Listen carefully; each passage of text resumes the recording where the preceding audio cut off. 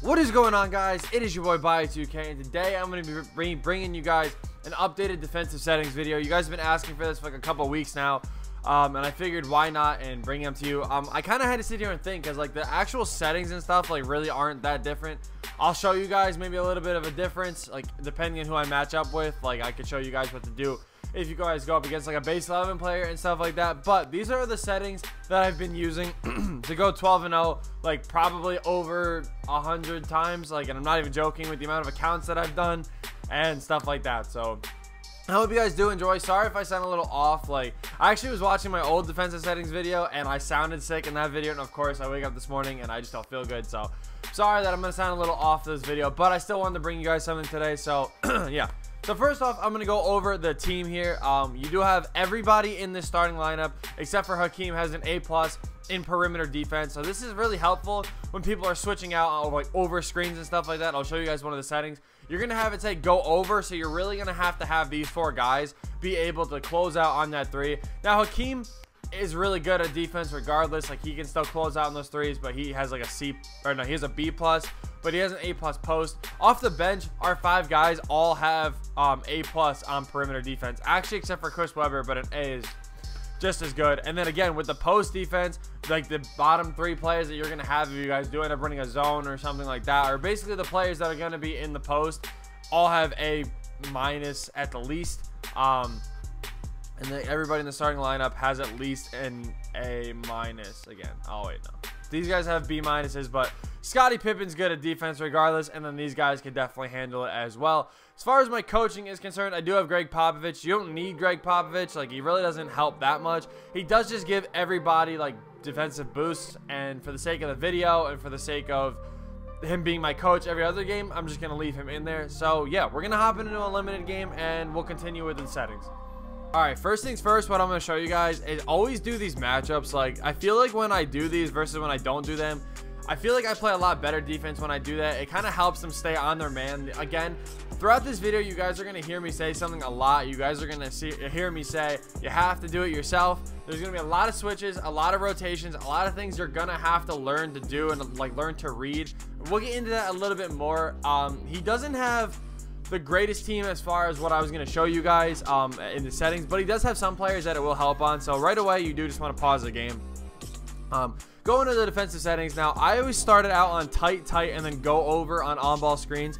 All this other stuff, like, I really don't think it matters. Like, you can do drive help for no help, but honestly, if you take that off, your players aren't going to, they're not going to be able to get these bump steals and stuff like that, and it kind of helps with that being on. Now, if you go up against a team that has a lot of base 11 players, one thing I've been doing is going through this right here. You go through individual players, you hit R1, and it'll go through each individual player. So Clyde, we can leave on tight. Durant, we're actually going to put it on smothered. DeRozan tight.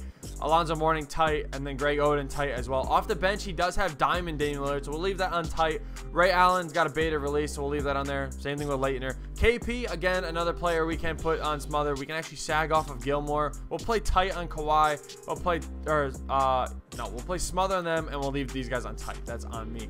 But yeah, those things definitely do help out on closing out on threes. And then adaptive coaching engine, make sure you turn that off, because the computer will change shit and just screw you up. So we turn the ball over, which is kind of good. I can show you guys. So you want to do no threes, come over here to play physical, and then the last thing you're going to want to do is come over to, no, not DeRozan. You're going to want to come over to crash glass. Now, when you do crash the glass, that is really important to make sure you guys are going after these rebounds and stuff like that. A lot of you guys wanted me to make a video on how to break different presses too. I don't really think I can make a full video on those. Basically, with half court press, what you want to do is you want to throw it up above the you want to throw it up above the defense there, kind of like what I just did with Hakeem. Like, we're gonna do it probably right again here. Actually not, he switched on like a smart person, so that's always good to see. But yeah, so sorry for the first two possessions here to be a little off. That's just on me. Actually, we're gonna take advantage of this mismatch of Hakeem on DeRozan, as long as Karl Malone stays out of the paint. which he kind of will, but we'll take that easy layup anyway. So now this is where you want to do a half court press. I'll switch to a full court press in a minute. I kind of want to just show you guys what to do here. So when you're in a half court press, you really just do want to it basically makes sure that nobody is running up and hitting those threes. This happened in the last defensive settings video I made. Don't worry, we're still gonna win this game. It's just that first quarter where my opponent can do anything and everything, and the game just sits there and slurps them down. So it's all good.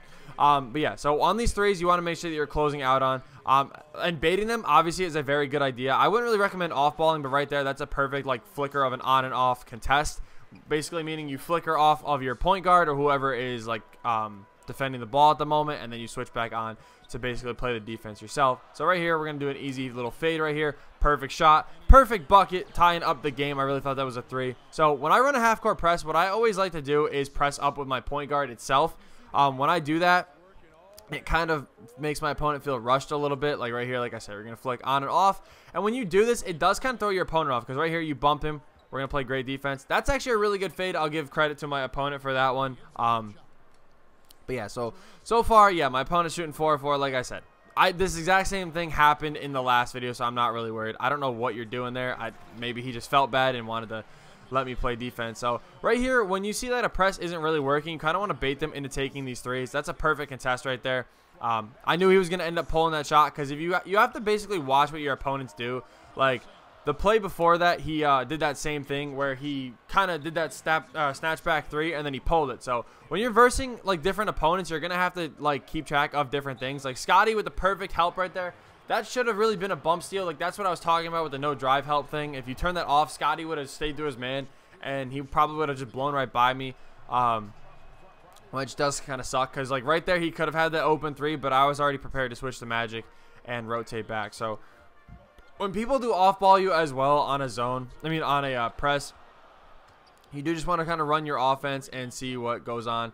Wait for that open shot that will eventually come. If not, like I told you guys in the last offensive settings video, always just take it to the post. It's very easy to score when you're just taking it into the post like this. We're going to find Hakeem wide open.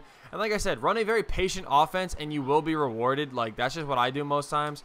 Run a very patient offense and you will either get to the free throw line like this, or you will end up just getting an open three or something like that. So that's perfect offense right there. Getting back to the defense, though, you guys asked me like in my zone video if I do run zone, and I rarely do. The only times I will ever run a zone is if I'm going up against a very cheesy lineup.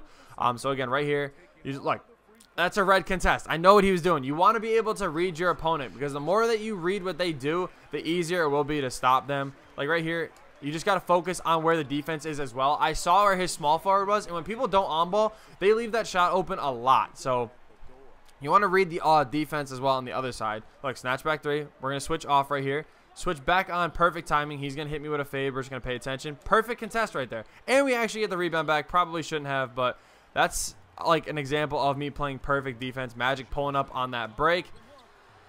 Okay, that was moving shot. That's fair.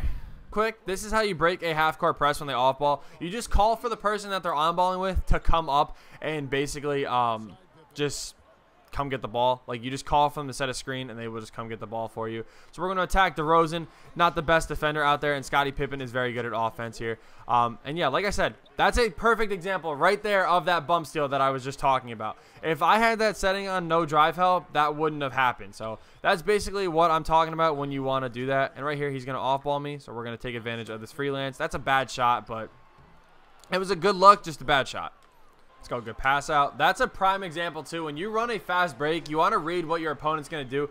9 times out of 10, your opponents will jump at everything. And when they do that, you just want to be patient and maybe pass out like I just did right there. So when you do run a full court press, this is a prime example of how to do it. You don't really want to on-ball the whole time. Truthfully, like I hate off-balling, but if you're going to on-ball a full court press the whole time, you will get burnt very easily. So again, right here, we're just going to throw it up. We could have shot that 3, but we're going to go in for that easy 2, or at least, you know, we should have, but it's 2K and it's very complicated for you to take a dunk or anything like that. So it's all good. We're going to close out on these 3s, though. Make sure everybody's covered again. And look, right here, he's going to run right around me. That was right into defense. Again, I couldn't have played better defense than that. You are going to go through these games where 2K just does their nonsense. So it is what it is. You just want to slow it down, though. Make sure you're not getting a lot of bump turnovers and stuff like that. And always hold this. Always hold this back left bumper or a back left trigger regardless of whatever system you're on. Because when you do that, you will prevent your opponent from just stripping you 24/7. Because we all know that that does get annoying. So we're going to run a nice little play here for Karolinko. Have Chris Webber attack the rim. Get him up in the air. Like, that's just, it's a good take, just a bad animation. Like, that's all it is. Like, same thing again right there. Bad, or a good take, just a terrible animation, but we end up getting the score. So right here, I want to show you another way of pressing. I always back up with my point guards because people do know how to break presses in that way. It's a little hard to talk and do it because you really have to focus up. But you guys see how I backed up with Clyde? Right away, you want to switch to your point guard. So right when you get that stop, if you switch to your point guard and you back up, like, they'll try to, and once they inbound it, then you can actually run a trap. Then I would switch off the point guard. Like, I'll show you guys. Okay, this is perfect that he's actually going to full court press me. This is how you break a full court press. You kind of just inbound it to your point guard and then just run it up with your shooting guard or vice versa. Really, whichever one you feel comfortable. I normally do it with whoever's a better slasher. That's who I normally do it with. So my opponent is actually really good at breaking a full court press. So unfortunately, there's nothing I can really do to show you guys a full court press in this game. So we're going to have to go back to a half court. I might try it in the second half here, but right here, that's a perfect switch back on. And he ended up taking a very terrible shot. Like I said, that's what you want to do on defense. It is all about baiting your opponent. So when you're switching on and off constantly, don't do that sweat shit where you're constantly like, oh, like, you don't want to do that. But like right here, we're going to switch back on, switch back off. Cover that again, perfectly sticking a hand up, because if you do like the little hop back thing, you will end up getting a wide open three. So if you just know when to switch back on in perfect times, that's a bad pass. You will end up getting like perfect contest and stuff like that. So we're gonna set a nice little screen here, kick it back to D-Rob, easy mid range. Again, good offense. Look at that. Bad shot. Again, smaller guards are usable. You just need to know how to use them. A lot of people ask me that if smaller guards can be used still. And like I just said right there, all you need to do is know how to use them, and you will be fine. We're going to find Chris Webber, though, wide open here. This is just going to be a good example here. He set up some offense. He's off-balling. We're going to cut right back door. Easy jam. Absolutely not. That's another red release right there. Like I said, when you know when to switch on and off, it becomes very easy of playing great defense. Like, you guys see on my Twitch streams all the time, I do go 12-0 very easily, like, all the time. And, like, that's not a flex. That's literally just me telling you guys, like, y'all know I go 12-0 very easily. It's all based on these settings. I know the beginning of this video was a little off just because of how I was playing and stuff like that. But, yeah, like right here, you guys can see that's a bad shot right there. But, hey, it's Steph Curry. If that goes in, I'll live with that. But we have a nice little lead right here. And, yeah, it's all about just getting these easy stops. Like, he's going to pull that. That's another red release. My opponent likes doing step back and snatch back threes. That's a good shot with Ray Allen right there. But, yeah. My opponent likes doing these threes, so I've been reading that all game long, just closing out on those threes, and he's going to quit. Bye. I really wish there was a way for it to track and, like, tell you basically how to, or how many games you actually played, because I would show you guys, like, what my record is and stuff like that. So, unfortunately, like, I can't do that. Like, I feel like I've only lost, like, maybe 2 games in, like, this whole past month. Like month and a half, which is kind of crazy. But either way, I hope these tips did help you guys. I know it's a little confusing when I'm talking, just like I said. Be sure to slow the video down and like pause it at certain points and maybe just like kind of like take note of what's going on. A lot of it, like I said, is reading your opponent. My opponent right there definitely was aiming for a lot more threes, which a lot of people do. So when you do that, you want to switch off, because what a lot of people do is they run and they snatch back, and if you try to on ball that, the game will make you fly forward. So if you off ball that, just that little section when they snatch back, your player will turn, stick a hand up, then you can switch back on and kind of bump them either way, then switch back off if they're zigzagging, and then once they stop, you switch back on and you're clamping them up. Feel free to tap square a couple times. You know, a lot of people do. You could get some easy steals. I couldn't for some reason that game. There's a couple clips I cut out of Magic and Curry. Like, he was just like, and I would click square and we would just foul him, but whatever. Either way, I hope you guys did enjoy. Let's try to hit 100 likes on this video. The last defensive settings video I did had over 1,000 likes, and you guys absolutely killed the support. So let's try to do that again. And yeah, thank you guys so much for watching. I hope you guys did enjoy. And with that being said, I will see you in the next video.